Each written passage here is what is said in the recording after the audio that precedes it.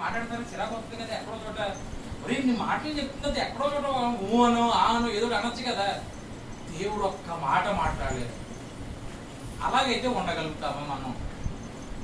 మీరు రాత్రి ప్రార్థన చేద్దాం అనుకున్నారు, ఉదాహరణ చూద్దాం. ప్రార్థన చేద్దాం అనుకున్నప్పుడు మీరు ప్రార్థన చేస్తున్నారు. దేవుడు ఏమి ఊ అంటలేదు ఆ అంటలేదు. మనం ఊ అంటలేదు ఆ అంటలేదు అన్నదాన్ని చూస్తున్నాం కానీ అక్కడి నుంచి వెళ్ళట్లేదు. అది కూడా చూడాలి. యాకోబుతో దేవుడు ఒక్క మాట కూడా మాట్లాడట్లేదు. అలాగని చెప్పి అక్కడి నుంచి వెళ్ళిపోవట్లేదు కూడా దేవుడు. అక్కడి నుంచి వెళ్ళట్లేదు అంటే ఆయనకు ప్రణాళిక ఉంది. ఎప్పుడైనా కానీ ఒకటి జ్ఞాపకం చేసుకోవాలి.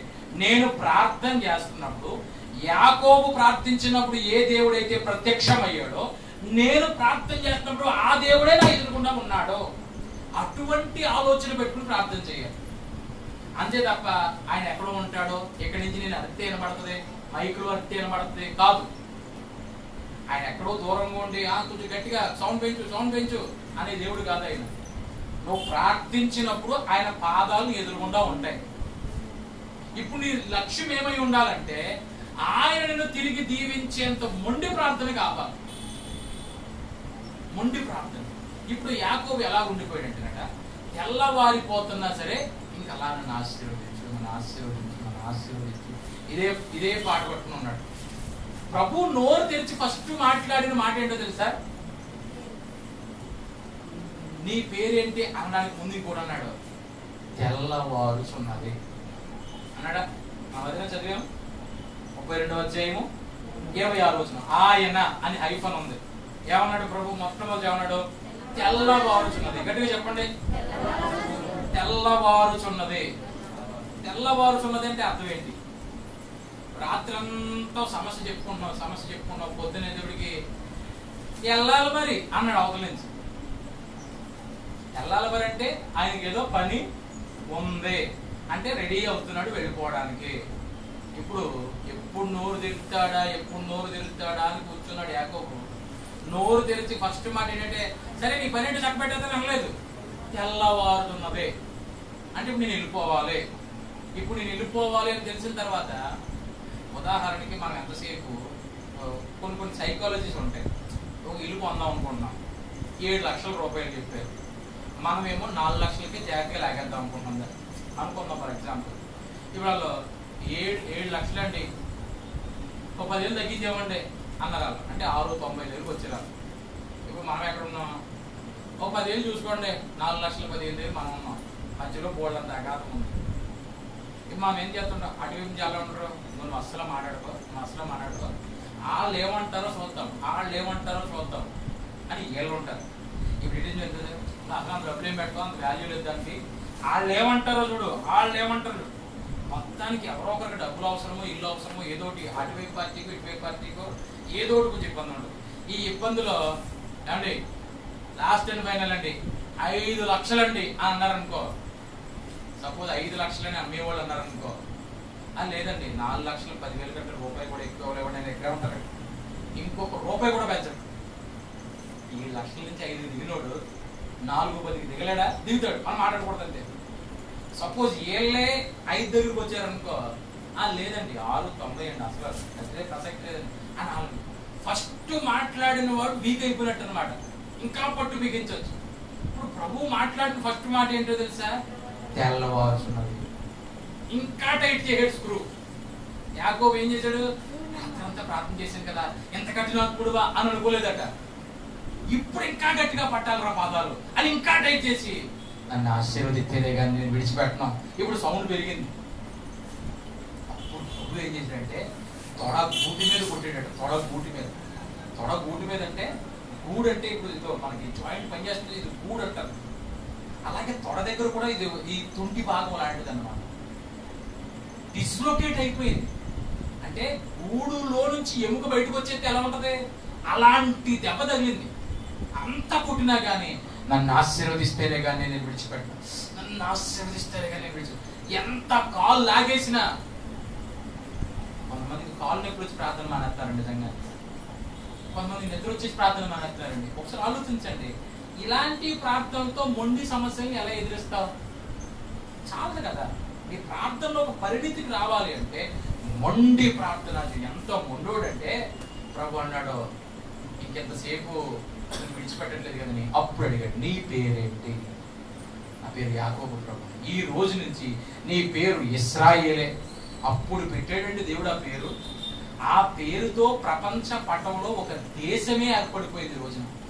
ఆ స్థితికి రాగలిగిందంటే ఒక ఆయన మొండి ప్రార్థన.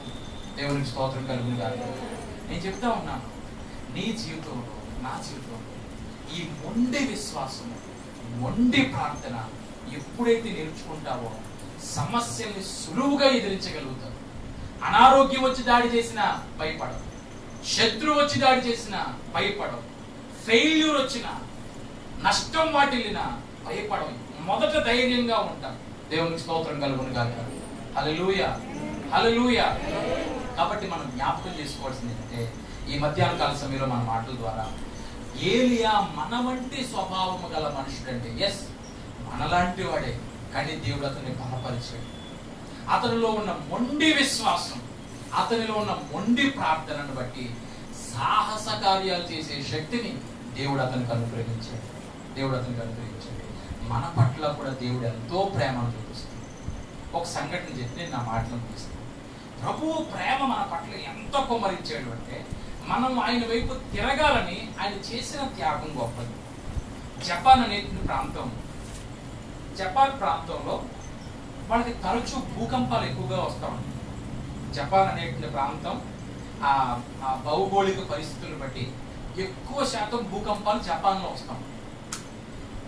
వాళ్ళలో కొన్ని ప్రాంతాల్లో అయితే ఇలాంటి కాంక్రీట్ కట్టడాలు ఉండవు, అన్ని కర్రలతోనే కట్టుకుంటారు. ఈ టెంపర్ సంబంధించినటువంటి కన్స్ట్రక్షన్స్ ఎక్కువ ఉంటాయి. ఈ కలపతో కట్టుకున్న కట్టడాలు అన్నమాట. కర్రలతో వాళ్ళు మిద్దెలు, మేడలు ఇలాంటివి ఎక్కువ చేసుకుంటూ ఉంటారు. ఎందుకు గురించి అంటే భూకంపం వద్దే, కూలిపోద్ది. అదే కాంక్రీట్తో కట్టిందని మళ్ళీ కట్టాలంటే బోర్డు ఖర్చు. అదే కర్రలు అయితే మళ్ళా తీసుకుంటారు, మళ్ళా కట్టుకుంటారు, కొత్త కర్ర తెచ్చుకుంటారు, ఇలా చేస్తారు.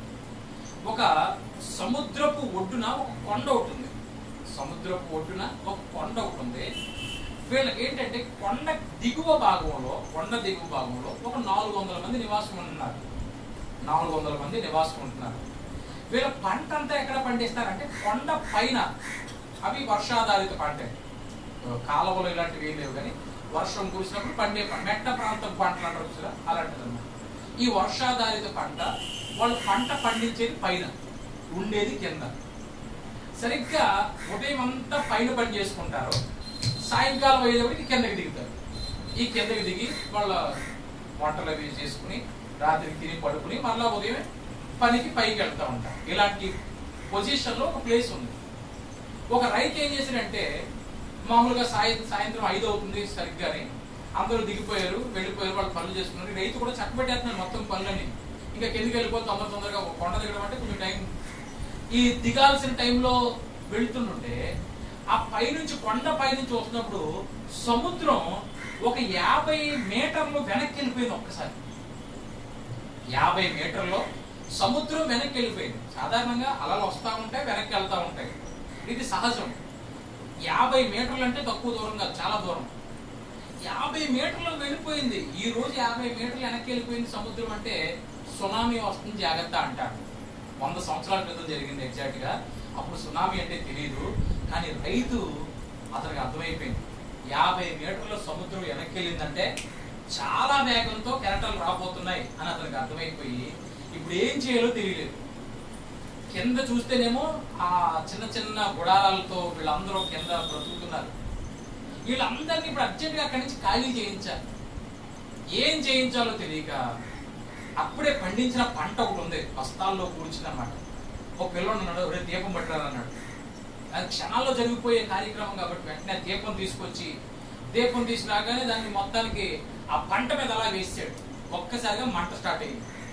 మంట గబగబ ఎప్పుడైతే ఎగబాగుతుందో వాళ్ళకు ఒక గంట ఉంటుంది అక్కడ. టంగ్ టంగ్ టంగ్ టంగ్ అని గంట కొట్టాడు. కింద నుంచి చాలా మంది వస్తున్నారు, ఏమైంది గంట కొడుతున్నారని పైకి చూశారు. చూస్తే పైకి కాలిపోతుంది పంట. ఒరే పంట అంతా కాలిపోతుందని గబగబ పైకి ఎగిరారు అందరూ. ఎవడు దోచింది వాడు మొత్తానికి ఆరుతూ 10 నిమిషాల్లో మొత్తానికి ఆర్పేసి ఇందుకే ఆ పంట అంతా ఎవరిదంటే ముసలైందే.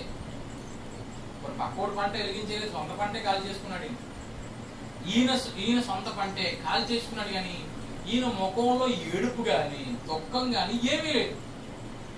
అందరికి అర్థం కావట్లేదు. రే పిల్లలు అడిగితే ఏమైందిరా అంటే ఇంకో తాతయ్య కాల్ చేయడు, ఇంకో తాతయ్య కాల్ చేయడు అన్నాడు. తాతయ్య కాల్ చేశాడు అంటున్నాడు, సొంత పంటనే కాల్ చేసుకున్నాడు, కాలిపోయిందన్న బాధ ఎక్కడా లేదు. ఏంటి ఏమైంది ముసలోడికి అని అందరూ అనుకుంటున్న టైంలో ఒక్కసారిగా శబ్దం వాళ్ళు వినపడుతుంది. 50 మీటర్లు వెనక్కి వెళ్ళిపోయినటువంటి సముద్రము 150 మీటర్ల ముందుకు వచ్చి, ఈ ఇల్లు ఎంత ఎత్తుందండి, ఈ ఒక 20 అడుగులు ఎత్తుంటుంది కదా రూఫ్, అంతంత పెద్ద కెరటాలు వచ్చి వీళ్ళ చిన్న చిన్న గుడాలను లాక్కుపోతున్నాయి. వీళ్ళ పాత్రలో, వీళ్ళ బట్టలో మొత్తం అన్ని కొట్టుకుపోతున్నాయి సముద్రంలోకి. ఆ దృశ్యం 10 నిమిషాలు జరిగింది. ఒక్కడు నోరు మెదపలేదు. అలా చూస్తూ ఉండిపోయారు. మనం అక్కడే కనుక ఉండుంటే ఆ కెరటాలలో మనం కూడా మన పాత్రలు కొట్టుకుపోతుంది. అది వెళ్ళిపోయి మరలా సముద్రం చల్లారిపోయిన తర్వాత అప్పుడు ముసలాయన అన్నాడు, ఎందుకే నా పంట అంతా కాల్ చేసుకున్నాను అని ఒక్క మాట అన్నాడు. ప్రియమైన వాళ్ళు, ప్రభువు కూడా శిలువ మీద అదే చేశాడు. ఆయన తన సొంత కుమారుణ్ణి మన కొరకు బలియాగంగా అర్పించి మనల్ని రక్షించుకోవడానికి ఆయన తన యొక్క సౌందర్యమును కోల్పోయినట్లుగా దెబ్బలు తిని గాయాలు పొంది మనల్ని ఆశీర్వాదకరమైన స్థాయిలో చూడాలన్నది దేవుని యొక్క సంకల్పం. అలాంటి దేవుని పట్ల మొండి విశ్వాసము, మొండి ప్రార్థన జీవితం నీకు కావాలి. ఈ రోజు నీకున్న విశ్వాసం సరిపోదు సహోదరుడు. గెలవాలి అంటే నీ జీవితంలో you have to be more stronger in your faith. చాలా బలవంతుడిగా నువ్వు మార్చుకోవడానికి, ఇంకా ప్రార్థనలోనికి అధికంగా రాగలగాలి సహోదరుడు. ఖాళీ దొరికినప్పుడు టీవీలు పెట్టి కూర్చోవడం కాదు, ఖాళీ దొరికినప్పుడు వాళ్ళతో వీళ్ళతో ఆ విషయాలు ఈ విషయాలు ముచ్చటించుకోవడానికి కాదు. ఎక్కువ సమయం ప్రార్థనలో, విశ్వాసంలో కొనసాగితే ఏలియా మన వంటి స్వభావం గల మనుషుడే. కానీ ఆయన ప్రార్థన ఎంత శక్తివంతమైందో మన ప్రార్థన అంత శక్తివంతమవుతుంది. అట్టి కృప దేవుడు మన అందరికీ దయచేయగాక. ఆమేన్. తల వంచండి, చిన్న ప్రార్థన చేసుకుంటాం. ఒకసారి అలా మోకరించగలిగినట్లయితే చిన్న ప్రార్థన చేసుకుంటాం. స్తోత్రం దేవా, హల్లెలూయా, హల్లెలూయా, స్తోత్రం. ఒక సామాన్య మనుషుడు అసామాన్యమైన కార్యాలు జరిగించడానికి అతనుకున్న చదువు అర్హత కాదు, అతనుకున్న తెలివితేటల అర్హత కాదు, అతనికి ఉన్నటువంటి విశ్వాసం. ఈరోజు దేవుడు నిన్ను నన్ను పరిశీలన చేసేది ఏంటంటే, నీలో విశ్వాసం ఎంత ఉందో చెప్పు, నీవు ఎన్ని కార్యాలు చేయగలవో నేను చెప్తాను అంటున్నాడు దేవుడు. నీ విశ్వాసం ఏమో అల్పమైనది. కాసేపు ఎస్ అంటావు, కాసేపు నో అంటావు, కాసేపు దేవుడు గొప్పవాడు అంటావు, కాసేపు ఏమో దేవుడు ఉన్నాడా లేడా అంటావు. ఇలాంటి మాటలు చెప్తే నీలో విశ్వాసం దొంగిలించబడతావు. నీ విశ్వాసాన్ని కాపాడుకో. ఒకసారి అలా చేతులు పైకెత్తుదామా? అందరూ అలా చేతులు పైకెత్తండి. ప్రభువా, నా విశ్వాసమును కాపాడుకునే శక్తి నాకు ఇవ్వండి ప్రభా. చెప్పండి ఒకసారి, ప్రభువా నా విశ్వాసమును కాపాడుకునే, చెప్పాలి, కాపాడుకునే శక్తిని నాకు దయచేయండి. ప్రభువా నా ప్రార్థనను నిలబెట్టుకునే కృప ఇవ్వండి ప్రభా. ప్రార్థించే మనస్సు ఇవ్వండి. అడగండి, ప్రార్థించే, ఈ మాట యథార్థంగా చెప్పాలి, ప్రార్థించే మనస్సు ఇవ్వండి, విశ్వాసమును దయచేయండి. ఒకసారి ప్రార్థన చేయగలగా, ప్రభువా నాయన నీలో ఇంకా మేము బలము పొందుకోవడానికి, మొండి సమస్యలు ఎదిరించాలి, మొండి దురాత్మలు ఎదిరించాలి. మొండి మనుషులు మాతో ఉన్నప్పుడు తండ్రి, మా కుటుంబాల్లో నెమ్మది లేకుండా పోతా ఉన్నప్పుడు మేము ప్రార్థనలో వెనకబడిపోకూడదు, విశ్వాసంలో వెనకబడిపోకూడదు, సహవాసంలో వెనకబడిపోకూడదు, సంఘానికి రావడం విషయంలో వెనకబడిపోకూడదు, దేవాన్ని ఆరాధించే విషయంలో వెనకబడిపోకూడదు. ఎక్కడ వెనక్కి లాగేయబడుతున్నామో ఇంకా మేము బలంగా మార్చబడాలి ప్రభు. యాకోబును గుర్తు చేసుకుంటున్నాం తండ్రి, యాకోబును గుర్తు తెచ్చుకున్నాం ప్రభు. ఇంకా మొండిగా ఎలా ప్రార్థించాడు, మొండి విశ్వాసమును ఏది ఎలాగైతే కలిగి ఉన్నాడో మేము అటువంటి రీతిగా మమ్మల్ని మార్చండి ప్రభు. చేయగండి ప్రభు. ప్రభా మాలో ప్రార్థన 5 నిమిషాలు చేయడానికి ఇబ్బంది పడుతున్నాం. అబ్బాయి అడగాలి, అడగాలి. 5 నిమిషాలు ప్రార్థన చేయలేకపోతున్నారు ఈ రోజున. దేవుని కోసం ఏ పనైనా చేయండి కింద నుంచి పైకి ఎంత బరువున్నా మోసేస్తాం. ఇక్కడి నుంచి అంత దూరం వెళ్ళాలంటే బండేసుకుని వెళ్ళిపోతా ఉంటాం. కానీ 5 నిమిషాలు ప్రార్థన చేయంటే ఏమవుతుంది? 5 నిమిషాలు దేవునికి ప్రార్థన చేయగలమంటే చాలా కష్టపడతా ఉన్నాం. ఉదయం లేచినంటే ప్రార్థన చేయకపోతే నామోషి ఫీల్ అవుతా ఉన్నాం. ఇలాంటి పరిస్థితుల్లో దేవుడిని ఆశీర్వదించగలుగుతాడా? ఒకసారి వేడుకుందాం. సహోదరి, ఎన్నో గడ్డు సమస్యలు గుండా వెళ్తా ఉన్నాం. ఎన్నో భయంకరమైన పరిస్థితులు గుండా నువ్వు చూడాల్సి వస్తుంది. నీ ప్రార్థన, నీ విశ్వాసం కాపాడుకుంటున్నావా? అధికంగా ప్రార్థన చేయగలుగుతున్నావా? అధికంగా ముచ్చట్లు పెట్టుకుంటున్నావా?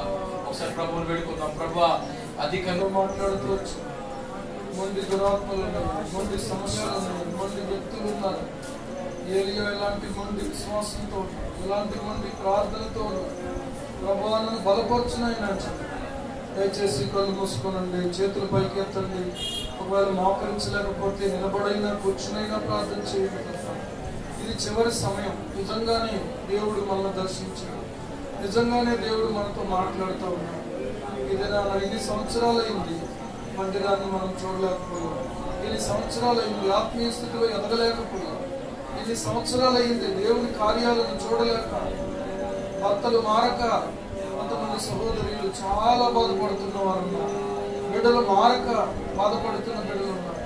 సహోదరులు ఉన్నారు, సహోదరులు ఉన్నారు. తల్లిదండ్రులు చెప్తున్నారు, మా పిల్లలు మండులు అయిపోయారు.